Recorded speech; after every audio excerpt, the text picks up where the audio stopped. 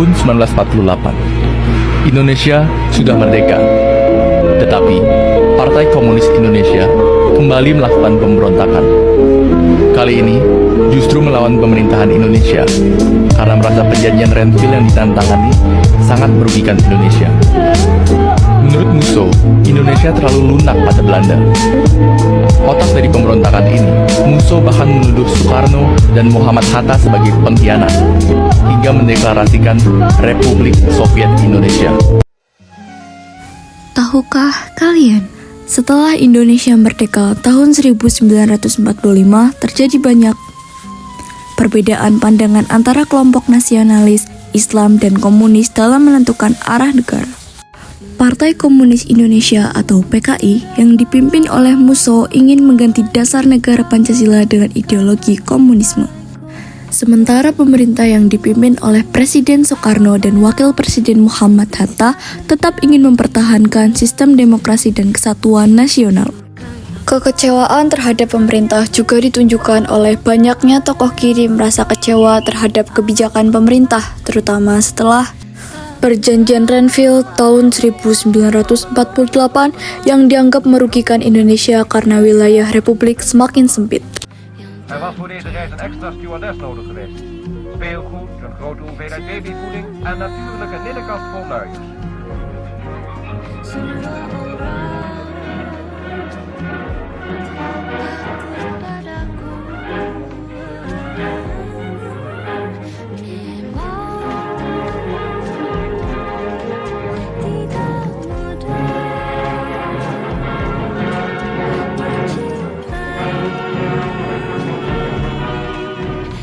Op dezelfde plaats en rond dezelfde tafel waaraan in december van het vorige jaar de besprekingen begonnen, wordt de bijeenkomst door de... Banyak tentara dan laskar dari wilayah yang diserahkan kepada Belanda harus ditarik ke daerah Republik, termasuk ke Jawa Tengah dan Madiun. Kondisi ini membuat banyak bekas pejuang tidak puas dan mudah dipengaruhi oleh ideologi PKI. Tujuan utama pemberontakan PKI di Madiun adalah untuk menggulingkan pemerintahan yang sah di bawah Presiden Soekarno dan Wakil Presiden Hatta. PKI berambisi mendirikan pemerintahan baru yang berhaluan komunis dan mencontoh sistem pemerintahan Uni Soviet. Selain itu, PKI juga ingin menyingkirkan pengaruh partai-partai nasionalis dan Islam yang dianggap sebagai penghalang revolusi rakyat. Mereka berusaha merebut kekuasaan negara dengan cara militer dan politik agar ideologi komunisme dapat menjadi dasar negara Indonesia. Dan yang terbaik adalah di Jawa Tengah. Pemberontakan PKI di Madiun secara resmi meletus pada 18 September 1948 di kota Madiun, Jawa Timur. Namun, tanda-tanda ketegangan sudah mulai terlihat sejak bulan Agustus 1948, sesaat setelah Musso kembali ke Indonesia dari Uni Soviet.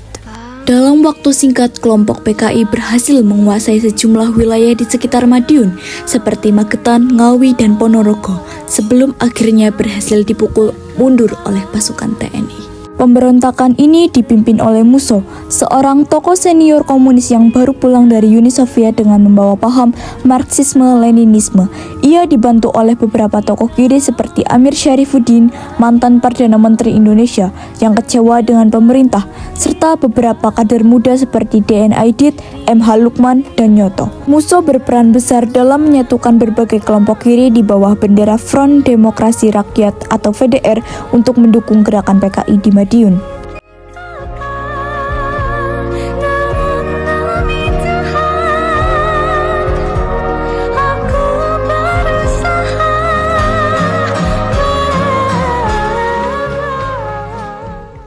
Setelah kekalahan pasukannya di Madiun, Musso melarikan diri ke arah barat bersama pengikutnya menuju daerah Ponorogo. Pada tanggal 31 Oktober 1948, pasukan TNI menemukan kelompok Musso di Desa Niten, Ponorogo. Dalam pengepungan tersebut, Musso menolak menyerah dan mencoba melarikan diri sambil menembak pasukan TNI. Terjadi baku tembak singkat hingga akhirnya Musso tewas tertembak di tempat. Jenazahnya kemudian dimakamkan secara sederhana oleh pasukan TNI, menandai berakhirnya kepemimpinan pemberontakan PKI di Madiun.